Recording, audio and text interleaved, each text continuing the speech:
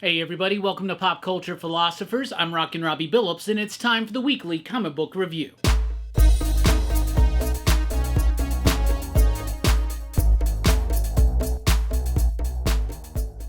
That's right, everybody. Thanks for checking out the video. I am Rockin' Robbie Billups. This is the weekly comic book review. It's the show where I read a lot of comic books and I'll let you know what I thought about them. And we always start with a pick of the week. And this week's pick of the week, Usagi Yojimbo, 10,000 Plums, issue number 5, written, illustrated, and lettered by Stan Sakai.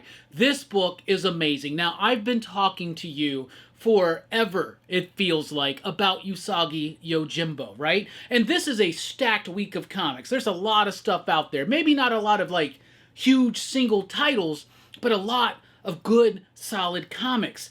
And this is one of those weeks where this one, it just stood out. It 100% stood out because Usagi Yojimbo, as I've been telling you for what seems like forever, is such a solid comic book, and it has been for over 40 years. Stan Sakai's been doing this non-stop. I mean, it's gone through Fantagraphics, self-publishing, to Fantagraphics, to Dark Horse, to IDW, back to Dark Horse, but it's always Stan Sakai, his vision, what he's doing, and he's a master. He's absolutely a master. Now, a lot of people will look at a book like Usagi Yojimbo, and they'll be like, oh, it's a silly cartoon animal book. It's a funny animal book about a rabbit samurai. Well, yeah, but there's nothing funny about this book. It's serious. It's serious on its narrative. It's serious in its technical level of execution. And it's just seriously the pick of the week. So this is the end of a mini-series. But don't be fooled, because the way Stan Sakai kind of structures these miniseries, so this is a 5-part story called 10,000 Plums. However, 10,000 Plums, the main story, was just 3 issues. And this is the second part of a 2-part story to kind of cap it all together and set up the next trade paperback, right? So in this story, Usagi Yojimbo, who is a wandering Ronin, a samurai without a master. He's out there, but he's trying to do the right thing. He's running around with his cousin. He comes across this group of Japanese Christians, and it's kind of about their faith, but it's not really heavy-handed or anything like that, right? This is just a great, simple comic book. So Usagi and his cousin decide to help these people make it to this statue of a Japanese deity that has correspondences to the Virgin Mary, right? Or something like that. And everybody wants to see the miraculous tears from the statue's eyes pour so they can heal the sick.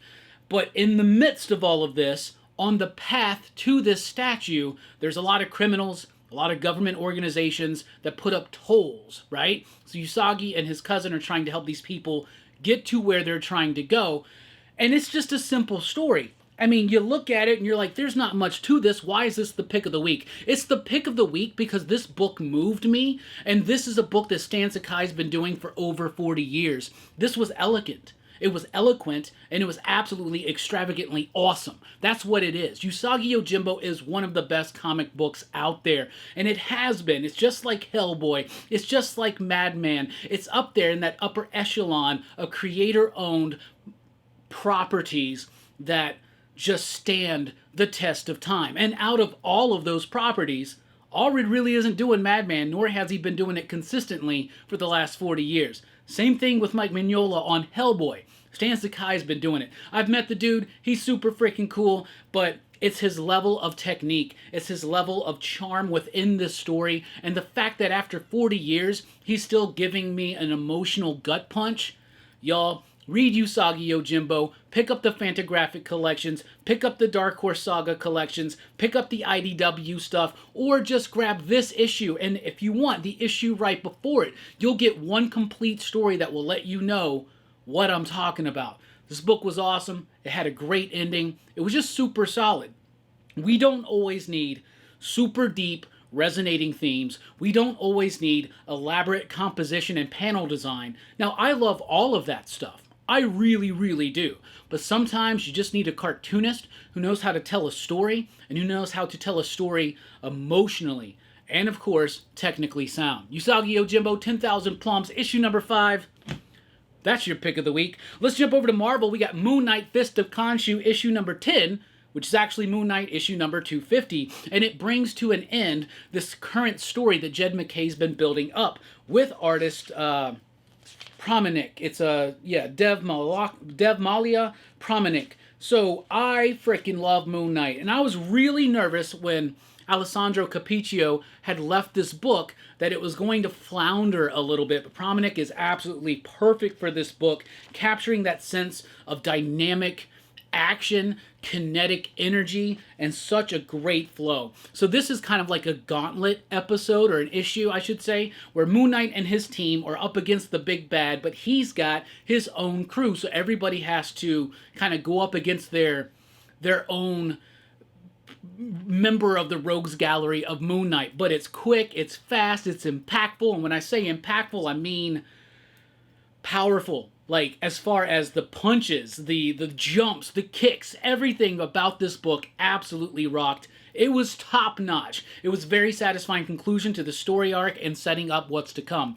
I've said this before, I'm going to say it again. Jed MacKay has done the impossible. He's kept me interested in a modern Moon Knight book for more than 12 issues. That's pretty exciting to me. Moon Knight Fusikanshu issue 250, it's here, and it's great. Then we got Amazing Spider-Man issue number 8, Joe Kelly, John Romita Jr., a little bit of Todd Knock in here, but it doesn't feel super inconsistent because of the way it's structured within the story. I like this. So there's this new villain named Hellgate. He shows up out of nowhere in New York City, finds Spider-Man, says, I need you to prove to me how badass you are. Try to stop me, right? So this is just a big, brutal freaking slugfest in the middle of New York, and that's something that John Romita Jr. does pretty well.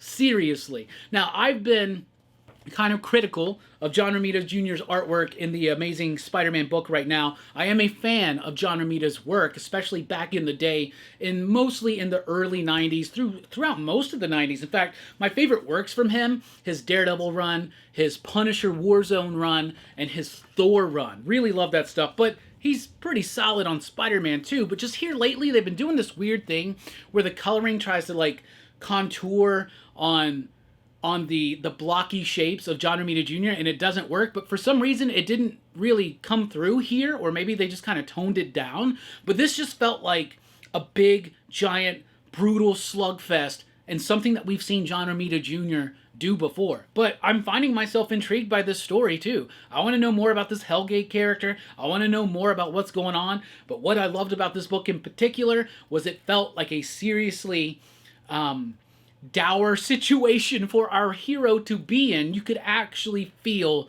the menace and the threat and the severity of that menace and that threat. So Amazing Spider-Man issue number 8, I rather enjoyed it. Then we got Spider-Verse versus Venomverse issue number 3. I've been enjoying this series so far, which initially caused an eye roll for me, but we had Vecchio on the artwork, and I really loved their artwork. I thought it was super solid. We already have a different artist here in issue number 3. This is only like a 5 to 6 issue series. Marvel, you can't keep one singular artist on just a 5 to 6 issue series. I don't know how long it is, 5 or 6, something like that. But you can't do that. When you pull away the art that I loved so much, then I'm starting to see the flaws in the story. The flow of the story, the execution of the storytelling, the graphic storytelling. It's different because it's a different person. Now, the line work looks fine. It looks Vecchio-esque, but it just does not quite work. There's something off about this issue. Maybe it's the art, maybe it's something else, but all in all, I thought it was just kind of okay, slightly disappointing. Then we got the Uncanny X-Men issue number 18. I really didn't like the last issue of this. In fact, my interest in this book, which I have said in the recent past, it is my favorite ongoing X-Men team book currently, right? That is shifting and changing over the last few months, but then issue number 18 happens, and I love it. It's a great issue. It's a solid issue, X-Men centric. It feels old school. Basically, the town that this iteration of the X-Men are living in is outside of New Orleans, or maybe it is New Orleans or something like that. Anyway, they're there. This town wants to have a festival of friendship to celebrate their mutant heroes in their town. So the X-Men go to that in full costume. Then there's some kind of situation that happens. It feels like an X-Men team. It doesn't really rely too much on these new kids, which I do like these new kids, but I want the spotlight on these X-Men. I want the spotlight on these X-Men dealing with this new group of young mutants. And that's what we're seeing in this issue, and I like it. Plus, Vecchio, who is missing, Luciano Vecchio, who is missing from the pages of Spider-Man or Spider-Verse versus Venomverse, does the art on this Uncanny X-Men book. It just goes to show you how important the artwork is. So if anybody from Marvel is listening, your artists are very important to your story. In fact, if any comic book out there, the art is so important. We can have the greatest story of all time, but if the art is not exciting, something's going to be missing. You got to have the great art. You got to have the great story to work in conjunction together, right? That's what you need. So Gail Simone's doing a decent job here, but when the art's a little bit, or I don't know. At the same time, David Marquez has been doing a great job on this book, so it doesn't really. Anyway, Vecchio's awesome on this book, and I really like this issue. I thought it was solid. Though they're still dealing with the ramifications or the aftermath of what happened in the last issue, and I still think that's kind of silly. Then we got Storm, issue number 10. This kicks off the Thunder War. It is beginning here. Storm has been a super solid book, and I never expected Storm to become a high-concept Marvel cosmic book with those kind of levels of consequence. And at the same time, utilizing one of my favorite undervalued X-Men, Maggot. And the way that they use Maggot's powers here, it's a really clever way to use Maggot's powers, and at the same time, it's pretty funny. It leads to a nice joke where it takes Eenie and Meenie a long time to devour some stuff. So who's the creative team here? We have Moreira Ayodelli on the writing and Lucas Werneck on the art. I love it. I really like it. Now, this issue does get a bit confusing at times, if not slightly challenging. I had to reread a couple pages to kind of, what's going on here? It feels like it was kind of jumping a little bit, but I think part of that is because of the high concept in this book. You know, Storm could easily just be Storm running around, being badass, saving mutants, you know, being a hero and all that shit, but to elevate the character to this level of a cosmic entity and have it actually have rather serious and severe ramifications, I should say, for the Marvel Cosmic Universe is pretty freaking dope. I really like this book. High concept Storm solo book. 10 issues in, I'm still loving it. 9 issues in on Psylocke, I'm still loving this book. We got one more issue of this left. Then it's going to be, I think it's part of the Age of Revelation thing. There's going to be some book that replaces this. I don't know. Anyway, I'm going to kind of be sad to see this book end because I think it's been the best book I've seen from Alyssa Wong at Marvel. Ever.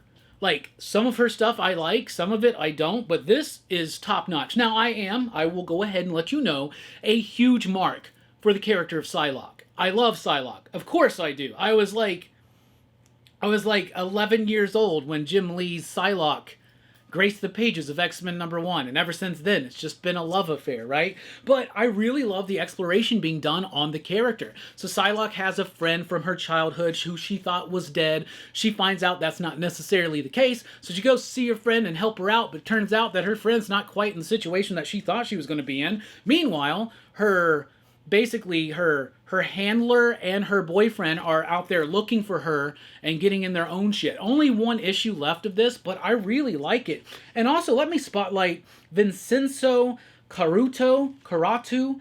The art is pretty freaking good here. There's backgrounds. It's got great flow. It's got great storytelling. It's got incredible line work. This is a really solid Marvel book. We need more like this. In fact, this has the potential, along with Storm, to be one of those books like that could keep going and going.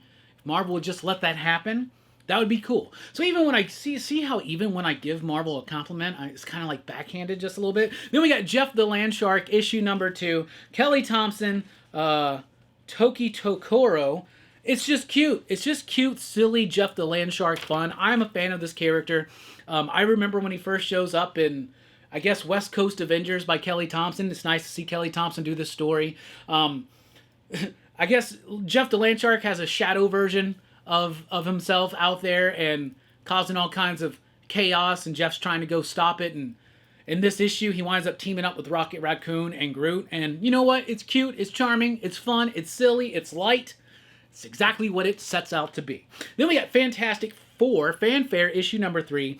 Fantastic Four Fanfare has been a series of, it's an anthology. It's a Fantastic Four anthology because we got the new movie. It's out this week. I'm rather excited to check it out. I love Superman. I hope I love Fantastic Four. Fantastic Four means so much to me personally. It's the comic book that I've been reading since I was like 5 years old, pretty much non-stop all the way through. And so in this anthology, it's not just different teams coming in to do Fantastic Four stories, but it's like legacy Fantastic Four creators. So in this one, we got Dan Slott doing a story with Marcos Martin on the artwork, and it's rather good. Very centric on Ben Grimm and his story throughout the history of the Fantastic Four. Get a little bit of stuff from the beginning, a little stuff through the origin of the FF, and even into today. That story was pretty freaking good, honestly. Then you got a story by Tom DeFalco and Ron Frenz. Tom DeFalco and Ron Frenz, you tell me like the top creators from like Thor in the 80s and an Amazing Spider-Man back in the 80s. Yes, the Tom DeFalco, who was the writer of one of my favorite, most underappreciated runs of Fantastic Four, who he did along with Paul Ryan. R.I.P. We miss you, Paul Ryan. Yes, really wish Paul Ryan was here, but to bring Ron Frenz back in, that just works perfectly fine. And it was cool. It was a nice throwback for me. It was a team up between, or like a meet-up, I should say, between The Thing and Sandman, because there was a time, a lot of people don't remember this, but there was a time where Sandman became a good guy. Joined Silver Sable in the Wild Pack, was one of Ben Grimm's best friends. So it's kind of revisiting that. That was pretty cool. Then the last story is by Chip Zdarsky and Mike Allred. That story was great too. Johnny Storm finds out he wins hottest, sexiest person in the universe for the Universe magazine or something. Ben has to go along with him. Really great stuff. I loved it. I thought it was good. All right, let's jump over to DC, where we have New History of the DC Universe issue number 2. This is Mark Waid restructuring the historical timeline of the DC Universe. Since the last time this has been done, and it's been done since the original Wolfman and Perez DC or History of the DC Universe, it's been done somewhere else, and I just don't remember the name of the book because I don't think it was called The New History or The History or The Revised History. I think it was just something in the midst of something else, like a one-shot or something. Anyway, doesn't matter. A lot has changed since the post-crisis History of the DC Universe, which is a great book and really cool. And I loved how it kind of made sense of this unified timeline. Well, now we're in a different boat where a lot of things have happened. Infinite Crisis, the New 52 and Flashpoint, the rebirth of the multiverse. What else? We got DC Rebirth, we got Dark Knight's Metal, Dark Knight's Death Metal. It's putting all that and putting it in one coherent timeline. And the last issue brought us all the way up to Superman leaving the planet Krypton. It takes us from there to, where does it end? Shortly after Crisis? Yeah, it ends at Crisis on Infinite Earths. I really like the way that this works. For instance, one of the things done in this issue is setting up that Cyborg is still there when the Justice League, or when Superman, Batman, Wonder Woman, Flash, Green Lantern, and Aquaman first meet. He's still there, and that is that meeting, that first formation, what will become known as the Justice League, that we know from the New 52 origin, still involves Cyborg. But then Cyborg went into like a hibernation status so that they could save his life, and then rebirths, and then becomes a founding member of the New Teen Titans. So it's taking some things that need to be still set in this history, but other new things, and filling them in very well. Like, really, really well. In here, we have artwork from Mike Allred, as well as someone else, and I cannot, for the life of me, remember who it is, so hopefully I'll find a credits page. I'm automatically going to the back. Yeah, Brad Walker. I thought it was Brad Walker, and it works. The Brad Walker pages look great, and the Mike Allred pages look phenomenal. And the pages and the characters that each artist is working on, very appropriate to their style and their tone. Then we got Absolute Martian Manhunter, issue number 5. Dennis Camp, Javi Rodriguez, killing it, slaying it. But let's highlight the lettering by Hassan Otsman El Howe. The lettering in this book is amazing. The colors by Rodriguez are amazing, and the story and the concept is great. So this is the Absolute Universe. This is a way different Martian Manhunter than you're used to. This Martian Manhunter is not an actual extraterrestrial from the planet Mars.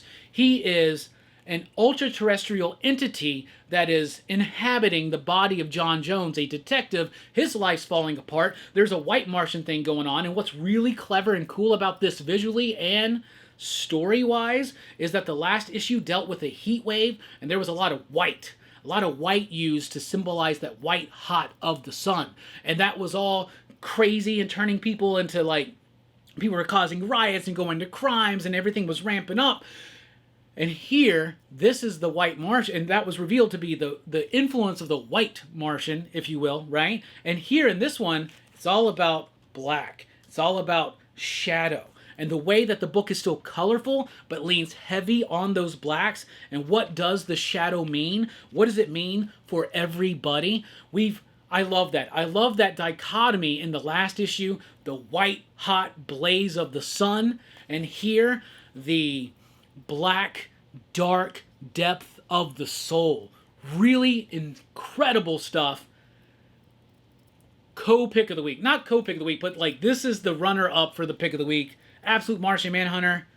That book's one of the best books of the year. Then we got Absolute Wonder Woman issue number 10. Kelly Thompson, creator of Jeff the Landshark, doing a great job here with this new vision, I should say, of Diana, where she's raised by Cersei in hell. She's a witch. She's just as badass and just as caring about not just humanity, but all life. And I love that. So here she's going through the maze. She's got some new friends along in this maze, this labyrinth, right? So we're tying it back into Greek mythology, things we've seen done before, but done very differently here, especially with Hayden Sherman's amazing, utterly spectacular composition and panel designs and layouts.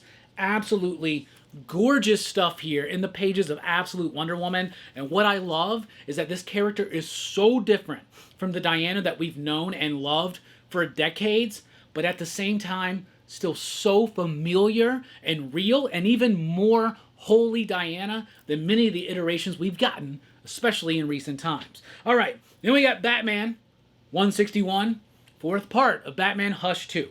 Now, I've been going through the original Batman Hush issue by issue over at Rockin' Robbie Live on DC in the 2000s. DC in the oddies. And that will eventually be finished and then put out here on the channel in case you don't want to go and watch through all those Rockin' Robbie Lives to figure it out. But anyway, I always talk a lot of shit about Batman Hush, but honestly, at this point where I'm at in Batman Hush, which is around, like, I think the 5th chapter, I'm enjoying it. I'm enjoying Jim Lee's artwork. I'm enjoying the story. I'm enjoying the mystery, even though I already know what's going to go on. Batman Hush 2, though, polar opposite. Not good at all. I have not liked this book. I've been highly hypercritical of it, and that's going to continue here. The artwork has pages where it works, but for the most part, the vast majority of this book feels rushed, sloppy, and lazy. And I'm not just talking about the artwork. In fact, there is a piece of me that still feels like this is very loose pencils from Jim Lee, who I think typically gives us pretty tight pencils. I think Scott Williams is doing most of the heavy lifting, except for in certain bits. It's fine, but it's also incredibly lazy and sloppy as far as the story goes. Makes no sense. It's discounting certain things. It's retreading certain things that other people have done and done better. I don't like it. In this issue in particular, Batgirl goes, "Yo, Batman, why don't you kill the Joker? You should kill the Joker. Why you let him live?" We've heard this story so many times, and out of nowhere, Barbara, who's already made her peace with this fucking decision, whatever, pardon my French, but this book fucking sucks. It really does. All right, then we got Superman issue number 28. This book doesn't suck. This book is freaking awesome. Josh Williamson and Dan Mora have been killing it, absolutely slaying it on Superman, as they should, because first of all, it's a Superman book. Also, Williamson and Mora love comics, and you can tell because they really put a lot of effort into their comics. But this is also the year, the summer of Superman. That's right, Superman the movie is out. People are just loving it, right? So wouldn't it be cool to have a Superman comic on shelves, if not more than one, that are just as equally exciting and cool and interesting as the Superman movie? Well, yes, it would be cool, and it is cool because that's what we've got, especially with Williamson and Dan Mora here. And this is the start of the Legion of Darkseid story. So even if you haven't been reading Williamson and Mora's Superman, have no fear. jump in right here. Seriously. Because if you're following the whole narrative, the whole vibe and story of the all-in DC universe, you know, the split between the positive universe and the absolute negative universe that's infused with dark side energy, that's what this is about, right? This is the Legion of Superheroes from the world of Darkseid. Superman is trying to solve a mystery that was set up in the Summer of Superman, but even if you didn't read that, it doesn't matter. It tells you everything. And even if you didn't read the last 27 issues, a lot of that story just got wrapped up. This is like a fresh beginning, but it's also plugged into this DC All-In saga, right? So, Darkseid's Legion, Superman trying to solve a mystery about a villain of the Legion that was set up in Summer of Superman, the special, the one-shot special, which you could still find at your comic shops, I'm sure, if you wanted to read that, and I would recommend that you do, because it's pretty good. So, anyway, what am I saying? I'm getting lost in thought right now. I'm hearing it's like storming. It's like storming here. It's a summer storm here in Huntsville. Anyway, so, what am I trying to say? Superman is trying to solve this mystery about a Legion villain that was set up in the Summer of Superman. That's the third time I've said that, y'all. Third time. Okay. And in doing so, he wants to recontact the Legion from the 31st century, which he hasn't in a long time. Well, they show up, but it's the Darkseid version. Shit goes down, y'all. This book was awesome. Read it. Superman number 28, even if you haven't read what's come before, it's the next major point of focus for the All-In saga over at DC. Then we've got Justice League Unlimited, issue number 9. It's an epilogue to We Are Yesterday. We Are Yesterday, I want to go back and reread it and see how it reads just as one thing, because I liked it, then I didn't, then I liked it, then I didn't. I felt like it was a little bit inconsistent. Most of those inconsistent issues I had were the World's Finest issues. Anyway, that being said, this epilogue was really cool. Because of the ending of We Are Yesterday, we still have variants, if you will, of the DC characters, right? So you have Harpoon Hand Aquaman. You've got Azrael Nightfall Batman. You've got Electric Blue Superman. Superman 2 Electric Blue Boogaloo, right? That's what you got, right? I cannot think of a sequel title like a number 2 without saying Electric Boogaloo. And every time I see Blue Superman, I think of Breakin' 2 Electric Boogaloo. And it makes me think Superman 2 Electric Boogaloo. Like, I would watch that movie. Starring Nicolas Cage, maybe. That'd be cool. Bring Henry Cavill back for that. Superman 2 Electric Boogaloo. Another reality. Superman has electric powers. Anyway, so the Justice League are trying to figure out what to do in this situation. At the same time, you got the World Forger and you've got the Time Trapper showing up being like, yo, Justice League, things are really crazy. There might be a crisis on the way. And I'm going to tell y'all, I know a lot of times, a lot of y'all out there, when you're reading a DC book and they're like, there's a crisis on the horizon, you roll your eyes. Me, I literally just shit myself and get excited. I just get so excited. I feel like a kid or something, man. So I'm so pumped, especially with the way that this has been building up. Anyway, that being said, this was a great issue. More great Dan Mora artwork. A lot of characters that you've never seen them get drawn here. Really cool stuff. I liked it. Thought it was good. Then we got Green Lantern issue number 25. This is the start of the Starbreaker Supremacy, which is a crossover between Green Lantern and Green Lantern Corps, and it's been built up for 25 issues. The emotional spectrum is cracked. The Green Lantern Corps are trying to fix it. Part of the way they try to fix it is to rebuild the central power batteries of each corps. Red, blue, green, yellow, so on and so forth. But at the same time, our villain is fracturing that spectrum into new emotional spectrum energies. Sorrow, despair, jealousy, things like this, right? It's playing with... Nobody has played with the emotional spectrum idea that was kind of brought in by Jeff Johns quite the way. Other people have tried. They've tried and they've failed. Jeremy Adams is making it work. This is a very exciting issue. Really cool stuff, setting up a big emotional spectrum crisis event. I just shit myself a little bit. All right, moving on. We got Mr. Terrific, Year 1, issue number 3.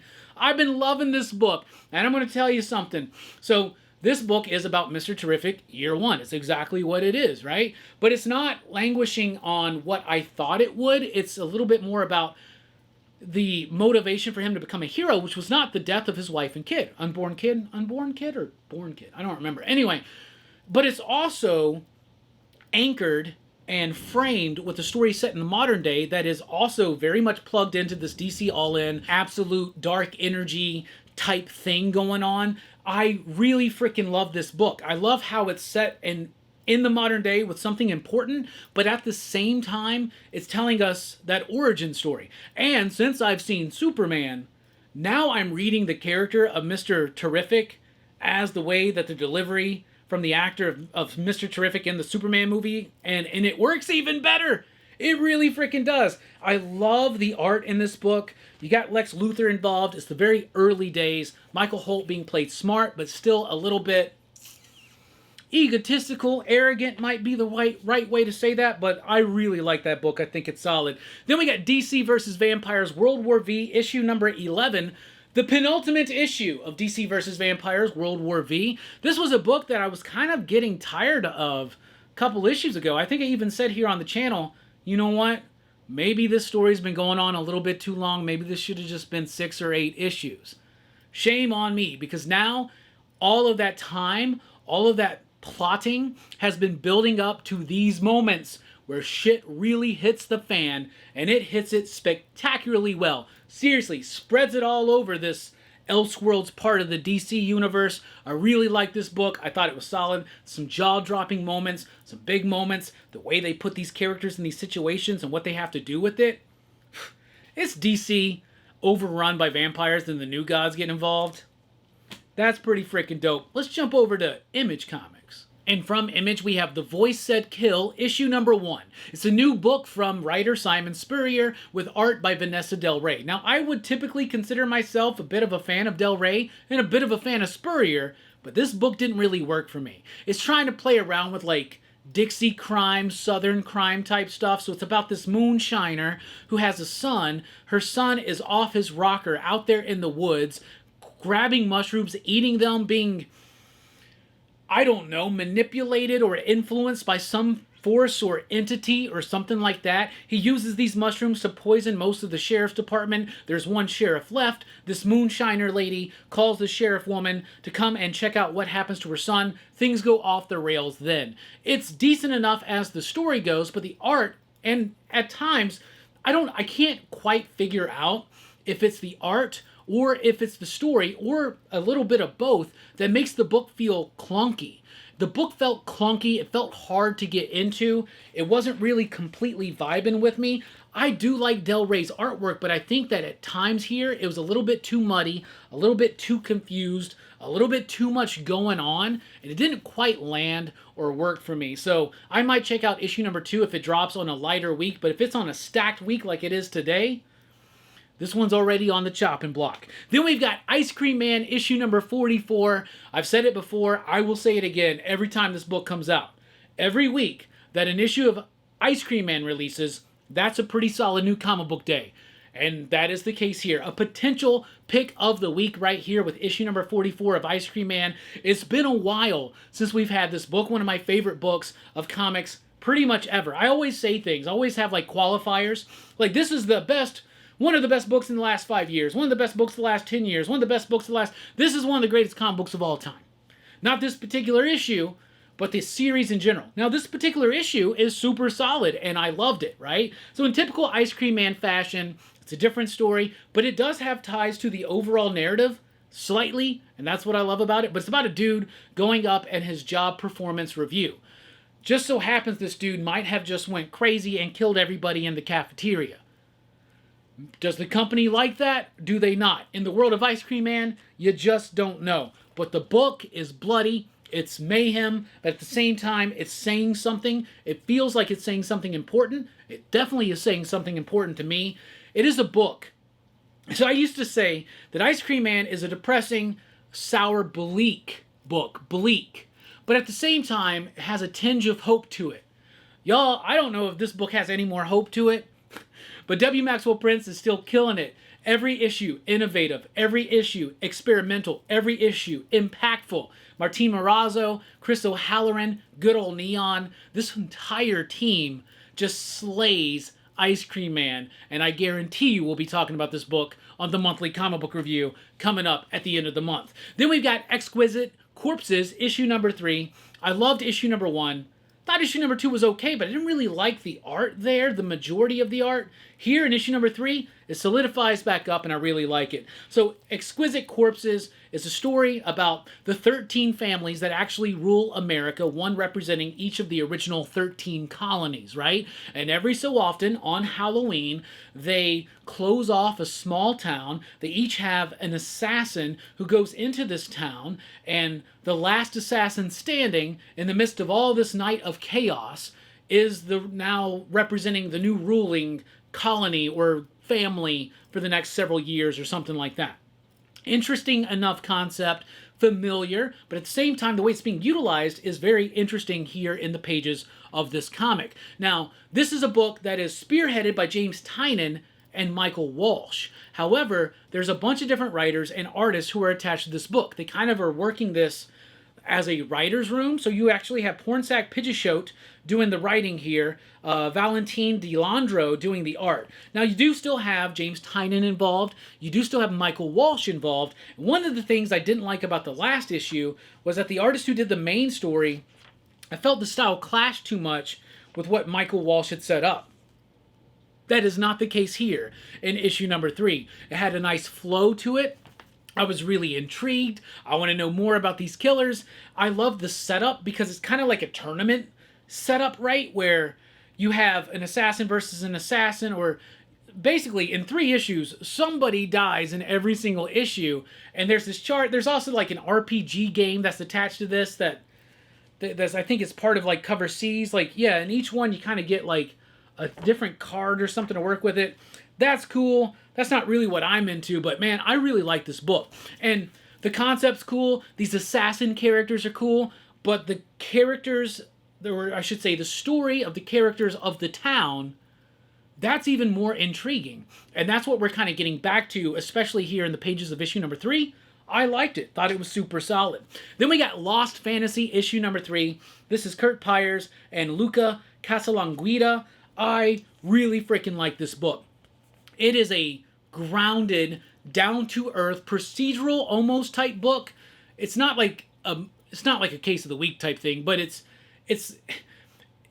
a world in which fantasy elements exist, right? Like, think about all of the stuff you love in all of your fantasy novels or games or comics and stuff like that. It actually exists, but this is a grounded kind of lower perspective of this. I really like this book. There's something about it that really shines for me. Kurt Pyers knows how to pace his scripts, and this is an excellently paced script. The art is absolutely phenomenal. It's really cool. The mystery is intriguing. Yeah, so it's like a grounded mystery in a mundane world in which fantasy elements exist, but it's not dealt with in an extravagant kind of way. But that might be misleading, because when you kick into the action and the power stuff here, it really excels. I don't know how to put it then. This book is just awesome. I really like it. Super solid. If you're a fan of fantasy in a modern context, definitely check this book out. Then we've got The Seasons here with issue number 6. I'm loving this book. Rick Remender, Paul Azaceta, they are doing such a fantastic job with this book. It is a book about 4 sisters, spring, winter, summer, and autumn, right? Spring is the youngest, a little bit impulsive, a little bit kind of not necessarily the black sheep of the family, but maybe the one that everybody's like, you're a little bit too much, back down, right? Her parents are missing. Her sisters are out doing their own thing. She wants to know what's up with her parents, what went on, like what happened. In the meantime, there's this like carnival traveling from town to town, and every town they go to, everybody then afterwards is just embroiled with looking in the mirror. I don't even know if that's the right way to say it. Embroiled with looking in the mirror. They're engrossed with their own images in the mirror. They all kind of lose themselves, right? And the city is devastated because of it. In this issue, it's with all the craziness going on, in this issue, Rick Remender is able to deliver a lot of backstory about this family, about Spring, and about Spring's place within this family. I think it's done exceptionally well in the midst of this mystery. It's also quite unnerving at times with some of the stuff that's going on. I really like this book. I think it's solid. And guess what? That right there, that gets the cover of the week. There's some great covers out this week, but for some reason, this one just spoke to me. I really like the colors, really like the landscape, really like the look. I really like the vibe. Then we got Geiger issue number 16 here. Another slam bang fantastic issue of Geiger, right? So we got Geiger. He's mad as hell, y'all, and he ain't stopping, right? And then you got the Dr. Molotov or whatever. He's involved, and he's the dude who originally helped Geiger control his powers, but Geiger and him split ways. Now there's a new Geiger. It's a woman who has the same powers, and he's involved in that. But this story is this dude Molotov and Geiger are running together again. They're trying to find some stuff, right? I don't want to reveal too much, but it's such a great issue. And one of the reasons why Geiger has him, and Geiger's starting to lose control of his powers because of some of the recent events that happened, but Geiger's trying to get Molotov to figure out how to make Junkyard Joe work again after recent events in the pages of Geiger. Now, the only thing bad about this book is that you have Eamon Winkle instead of Gary Frank. Winkle's artwork is fine, and it's doable, and it gets the job done, but it's not Gary Frank. That's the only thing that holds it back just a little bit. Then we got the Department of Truth issue number 32, another splendid issue of Department of Truth, even though Martin Simmons is not doing the art in this story arc. In fact, it is Letizia Cadanici. We're just going to go with that. This is a great book. This is about a woman who's trying to find out why her friend has disappeared after going deep into the darkest corners of the internet to find out more about the Hat Man.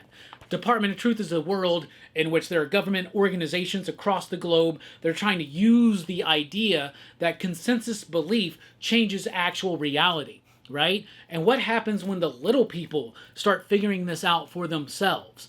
That's what I love about this story. It's tied into the overall narrative, but it's not so much a part of the bigger picture, or maybe it is. I really like the art. I really like the story. I really love this book. It's been nonstop. I love this book. And this story so far has not just been a bunch of people expositioning to each other. As much as I hate that in other comics, I love it in Department of Truth, but I'm just telling you that's not what's going on here. So there you go. Then we got Feral, issue number 15. That's a great cover right there by Tony Fleece. Trish Forstner and Alan Pazalagua. So this is a homage, of course, to The Exorcism of Emily Rose, which is an incredibly underappreciated, undervalued, and not often talked about exorcist movie. The Exorcism of Emily Rose, fantastic movie, great cover. The book itself, absolutely banging. It's amazing, it's so good. It's typical zombie fiction, but told through the eyes of cats within the midst of a rabies epidemic, right? Or is that the right? A rabies outbreak, I guess is how we should say that. This book is awesome. It takes all the familiar tropes. The stuff that used to bore me about zombie fiction is now recontextualized and reshined in the pages of Feral. I am hanging on to every moment of this book. Cats die, cats live, cats are born again in very nefarious ways. Feral is one of the best books on the shelves, and I eat these horror homage covers up. Then we got Kaya here with issue number 28. Pretty decent turning point in the story, the ongoing saga of Kaya. Kaya is one of the best books on the shelves. Wes Craig's artwork is splendid, absolutely splendid. I think Jason Wordie is the colorist here. Could be wrong. Nope, it's Jason Wordie. Jason Wordie's colors, the layouts, the composition, the use of the gutter, and the lack of panel borders. Something that really works for me, I have said this before, I will say it again. Bone is one of the best all-ages sagas out there. Kaya is up there with Bone for me right now. I love this book, and we finally hit a moment that we've been waiting for it to happen. If any criticism I could lay on this book, it would be this. It would be that sometimes there are things that are obvious that are going to happen that take too long to happen. Well, one of those things that's taken too long to happen finally happens here. Like, we all know that dude ain't got the best for everybody involved in his mind, in his plan. Anyway, I don't want to give out anymore, but Kaya, pretty solid. Again, as usual here. Then we got Void Rivals issue number 21. Another exciting issue of Void Rivals, part of the Energon universe. But what I love about Void Rivals is it's telling its own story that is so important to the Energon universe, the ongoing story of Transformers and, to a lesser degree, G.I. Joe, but at the same time, it's all part of the same universe. It's all building up so freaking well. We've had a new artist jump on the pages here recently. I'm enjoying that artist. I'm enjoying the story. There are some Transformers here. Hot Rod, Springer are in action. I love their voices. Robert Kirkman's ringing it true. He's coming on to Transformers after Daniel Warren Johnson leaves. I think the book will be in fine hands, especially because Dan Moore is going to be the artist. That's pretty freaking dope. But Void Rivals, just as dope. Don't sleep on this book. If you love Transformers and G.I. Joe and you're reading those books and enjoying them, but you're not into Void Rivals, give it a second look. Pretty good. Then we got Gunslinger Spawn, issue number 45. It's an alright issue of Gunslinger Spawn. He's been running around with his former angel named Godson, trying to find his daughter or something like that. I'm kind of unplugged from this book right now, to be honest. I read it, it happens, it goes by, and then I kind of forget what happens. I don't know. I'm very much losing interest in this book. When the post-Spawn 350, right, I was losing interest in this book. Then it brought my interest back in. Now it's losing it again. It's just average. It's just generic. It's just okay. So there you go. Then we got The Curse of Shirley Johnson, issue number 2. Another Spawn title, but I like this a lot more than that Gunslinger book. Which that Gunslinger book's not bad, it's just kind of not memorable. This one, though, maybe not super memorable, but decent enough. Tying into old school Spawn stuff. The last victim of Billy Kincaid. She wakes up, she's in hell, she's got clown makeup, what's going on? There's this dude trying to help her, maybe he's not. All this mysterious stuff going on. I'm intrigued by it. I love the artwork. The artwork is by Jonathan Glypion, who you will know mostly as the inker on Greg Capullo. Daniel Henriquez does the story here, but I like the book. It's intriguing. It's cool. It's got some great art. This is what I want from Spawn. I'm not expecting Spawn stories to reach to the heights of sophistication, but I am expecting the art to be badass. The art is badass here, therefore, ergo, it's a pretty solid Spawn book. Then, from IDW, we've got Godzilla, issue number 1. This is the start of the Kai-Sei era, right? The Kai-Sei era is basically a connected, ongoing story for Godzilla books going forward. So Godzilla the movie happened, right, in real life, right? And now we pick up in 2025, and there's an international UN-sanctioned team of superpowered or techno-powered individuals who are the team that goes after kaiju events, that goes after Godzilla. The ultimate goal is to kill Godzilla. Now, there's a dude who, he has the same energy as Godzilla. It's the Kai-Sei energy, right? So, ergo, the Sai-Kai or the Sai-K era. I want to keep saying the Sai-Tai or whatever from Cobra Kai. Anyway, this was really good. I wasn't expecting this book to be that cool or that interesting. So it's a team of, let's just call them super-powered individuals in this world in which Godzilla and other kaiju exist. They're being formed together in 2025. Godzilla appears. The Ankylosaurus guy, I never remember his name. What's his name? It's like Angirius or something. I freaking love this book. I loved it. Nicola Sizamagia is the artist, who was the artist on some of the Dan Waters recent Azrael books, which I loved. I had a lot of fun with this. I thought it was cool. It's playing with... First of all, it's giving me human characters in an element that I like, and therefore, I keep going to say ergo now. Therefore, it's causing me to actually care about these characters because I think they're badass from the start. A lot of Godzilla movies, especially modern ones, I'm like, I don't care about these people. Whatever. I care about these people, but at the same time, I'm really excited for this era of Godzilla. I really like this book. It's written by Tim Seeley. I'm not typically the biggest Tim Seeley fan. I really like this book. I'm excited to see where it goes. I want to see more. There's going to be more books involved in this line, but for now, this is the main Godzilla book. That's an Art Adams cover. That's dope. It's pretty awesome. All right, Dynamite's been back for a week. This is week 2 of Dynamite being back, having been now distributed through Lunar. So we got Vampirella Armageddon, issue number 1. There is a foil Mark Spears cover. Mark has done a deal with Dynamite where he's doing a Vampirella cover for Mark Spears Monsters coming up, and this Vampirella cover is a Mark Spears Monsters cover, so that's pretty freaking cool. I like that. But this book is written by Tom Sniegoski with artwork by Kuber Ball, and I really liked it. The basic premise is this: it's Vampirella in hell.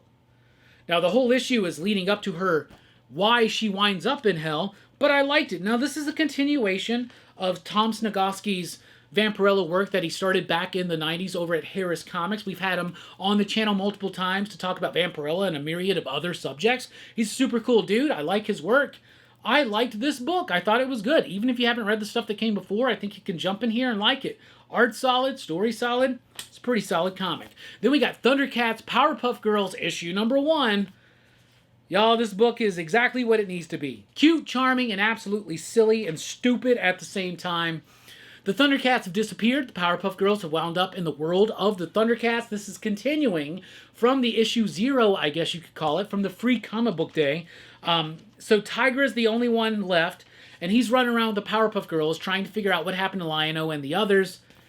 It's done in a Powerpuff Girls style, but at the same time, it doesn't disrespect the lore and legacy of Thundercats. I had a lot of fun with this book. I thought it was super solid.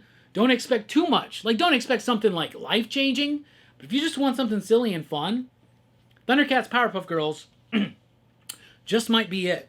Then we got the Space Ghost Annual issue number 1 wrapping up. This is basically the season finale of season 1 of Space Ghost. Dynamite has killed it with the Space Ghost book. David Pepose has been crafting a very powerful and grounded story that's set in the modern day but has its roots in the original lore and mythology of Space Ghost. Jonathan Lau is able to give us dynamic and explosive artwork that is appropriate for a superhero book. This was the culmination of a year's worth of stories, and it landed perfectly. Absolutely perfectly. Completely satisfying ending to the first year of Space Ghost, and at the same time setting up the second year in fantastic fashion. Space Ghost Annual is worth the wait. Check it out. Then we've got Captain Planet and the Planeteers issue number 2 from David Pepose, as well as artist, who's the artist? Iman Casalos. All right. So David Pepose is a really solid writer. Captain Planet's a really solid property that we haven't seen in a very, very long time. We had David on the channel to talk about this book. He mentioned that his biggest influences were Claremont and Byrne's Fantastic Four and Wolfman and Perez on New Teen Titans. It's like a teen book, right? My worry about this Captain Planet book was that we would take too much time to get into the gist of everything, into the juice of what makes Captain Planet work.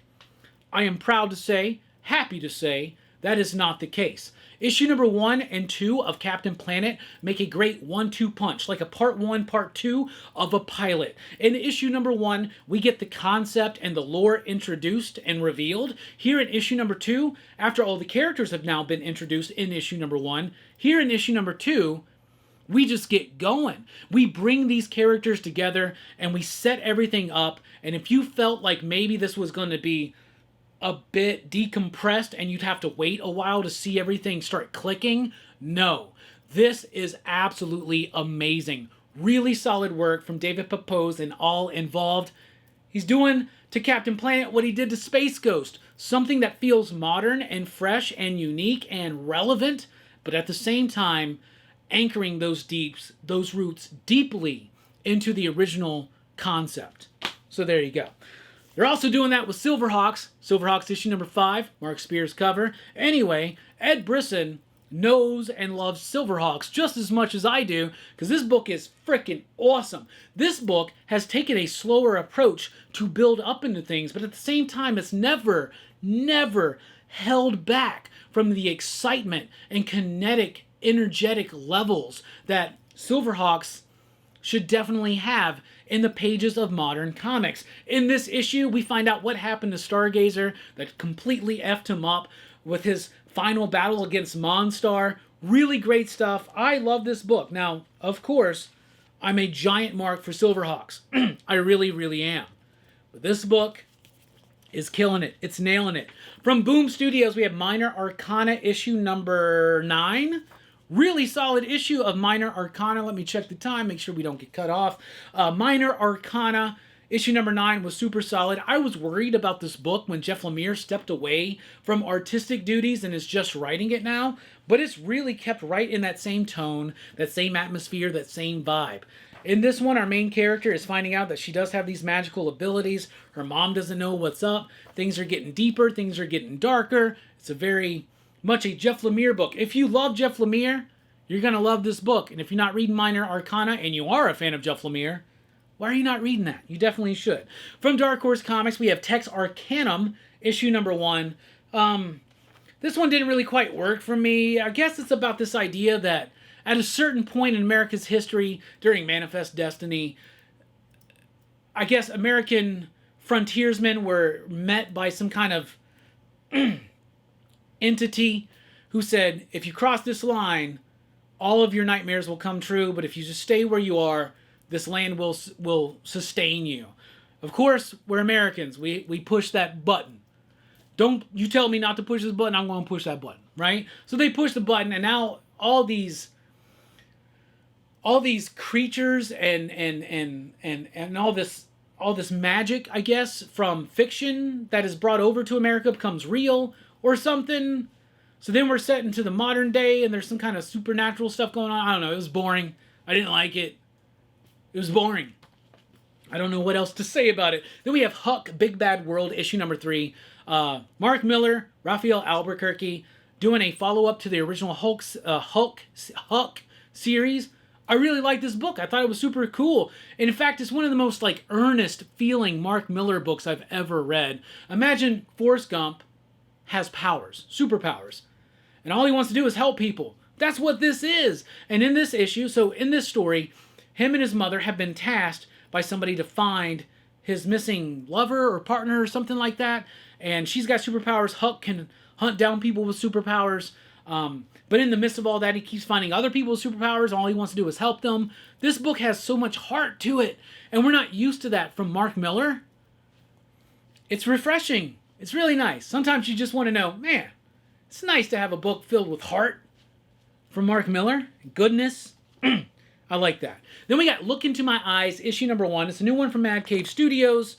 It is written and illustrated by Rubin, with coloring by Francesco Scala. I like this book. I liked it a lot. It wasn't super exciting or anything, but it's a murder mystery. Reminded me a little bit of a Twin Peaks for the digital age. So it's a small town, maybe not a small town, but it's a town. There's some kind of tech organization that's around. There's this new social media thing. So a lot of this book thematically is about social media and how it takes over people's lives. But it's also about a missing girl. It's about a missing girl in this town, and everybody's whole journey is kind of centered around that. That's why I say a little bit like Twin Peaks. And then there's this woman who is trying to dive into the mystery of her missing friend, and at the same time stay outside of the social media buzz and all this kind of stuff. I liked it though. I liked the characters. I liked the setup. I liked the story. I liked the dialogue. I liked the artwork. There wasn't nothing super exciting. There's some interesting compositions, and also it's got some augmented reality type stuff where you scan a QR code and it gives you things that are in story or in world or things to elevate that story. And so I liked it. I thought it was good. It's intriguing. It's fresh enough that I will definitely check out issue number 2 and see what happens. Also from Mad Cave Studios, we have Vanishing Point issue number 3. This is an anthology book by Mark Russell with a different artist. I liked issue number 1, loved issue number 2. I didn't really like issue number 3. I think thematically Mark Russell was trying to make a point that was a little bit too obvious, and at the same time he didn't quite execute that point to perfection, so I didn't really like it. But it's about humanity capturing and imprisoning monsters. So it's trying to be about imprisonment and stuff like that. I don't know. It didn't really work for me. I thought it was kind of a weak issue. All right. Let me tell you about a new collection that I really am excited for. And that collection is Superman, The City of Tomorrow, Compendium 1. This is freaking awesome. So it's $60. It's one of those big, thick DC compendiums, kind of like this Stormwatch one that I have right here. Now, first of all, I love the compendium format because it gives you as much content as an omnibus does, but more affordable and, to me, less cumbersome to open up and read. Like, if I had an omnibus hardcover in my hand right now, I would be buckling. Now, I get it. I could probably hit the gym a little bit more. However, I want convenience when I read a book. So that means I want as much as possible for as little as possible in the most accessible way. For me, this is top notch. I really hope Marvel starts doing these. I hope DC expands this initiative. They've done Dr. Fate from the 80s. They've done that Stormwatch. They've done Nightwing. They've done Tim Drake Robin. They've done Lobo, which I got a hold of that one. They've done Milestone Comics, this format. Starman from James Robinson, one of the greatest comics ever. In fact, me and Joe Corallo were just talking about that on a show, a conversation with Joe Corallo last week, so check that out. Anyway, that being said, I love this format so much. And this is one of my favorite eras of Superman comics. The Superman comics from the late 90s, early 2000s, Jeff Loeb, Ed McGuinness, Joe Kelly, Doug Mahnke, like absolutely fantastic stuff, Mark Schultz.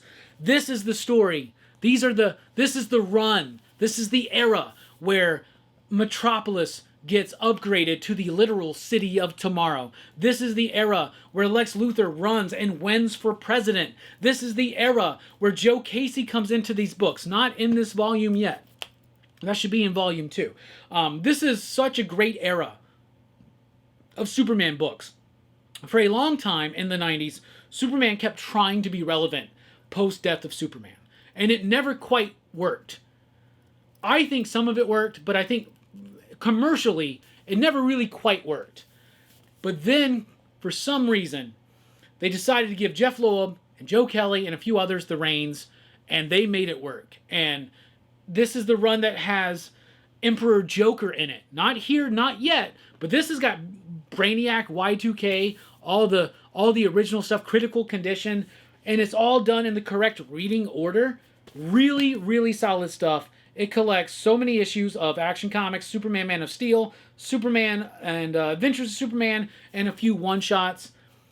This is great stuff. I absolutely love this era of Superman. And if you've been reading Superman lately, and you're loving what Josh Williamson is pulling from, a lot of what he's pulling from is this era of Superman. And if we do not get a Volume 2,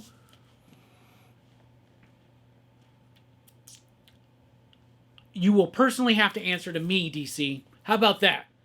Definitely make sure we get the full 2 to 3 volumes of this, because this is also the run that leads into Our Worlds at War, which I love. So, my collection pick of the week is Superman City of Tomorrow, Compendium Volume 1.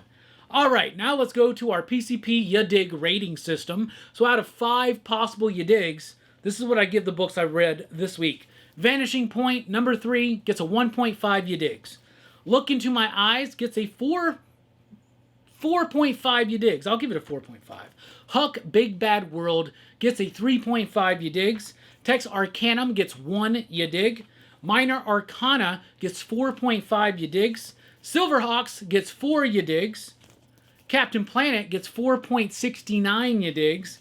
Space Ghost Annual gets 4.69 Ya Digs. Thundercats Powerpuff Girls gets 4 Ya Digs. Vampirella Armageddon gets 3 Ya Digs. Godzilla, issue number 1 from the Kai Sei era, gets 4.5 Ya Digs. Curse of Shirley Johnson gets 3 Ya Digs. Gunslinger Spawn gets 2 Ya Digs. Void Rivals gets 3.5 Ya Digs. Kaya gets 4.5 Ya Digs. Feral gets 5 Ya Digs. Department of Truth gets 4.5 Ya Digs. Geiger gets 4 Ya Digs. The Seasons gets 4 Ya Digs. Lost Fantasy gets 3.5 Ya Digs. Exquisite Corpses gets 3.5 Ya Digs. Ice Cream Man gets 5 Ya Digs. The Voice Said Kill gets 2 Ya Digs. DC vs. Vampires World War V gets 3.5. Mr. Terrific Year 1 gets 3.5. Green Lantern gets 4, ya digs. Justice League Unlimited gets 3.5. Superman gets 4.5, ya digs. Batman Hush gets 1. 1, ya dig. Absolute Wonder Woman gets 4, ya digs. Absolute Martian Manhunter gets 5, ya digs. New History of the DC Universe gets 4, ya digs. Fantastic Four Fanfare, appropriately so, gets 4, ya digs. Jeff the Landshark gets 3.5.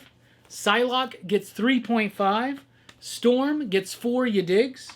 Uncanny X-Men gets 3.5. Spider-Verse vs. Venomverse gets 2.5, ya digs. Amazing Spider-Man gets 3.5, ya digs. Moon Knight gets 4, ya digs. And the pick of the week, Usagi Yojimbo, 10,000 Plums, issue number 5, 5, ya digs. So that's what I thought about the books. That's what I'm reading. What are you reading? What are you digging? What are you thinking? Let us know in the comments down below. Thank you so much for checking out the video. Be sure to like, share, and subscribe. And join us over at patreon.com/PCP if you want to help support the channel. I feel like I'm losing my voice. I got a show to do. Anyway, it's just the way it goes. It's just the way it goes sometimes. Anyway, thank you all so much for checking out the video. Be sure to like, share, and subscribe. Join us over at I already did that. Bye. Pop, pop, boom, station. Suck it!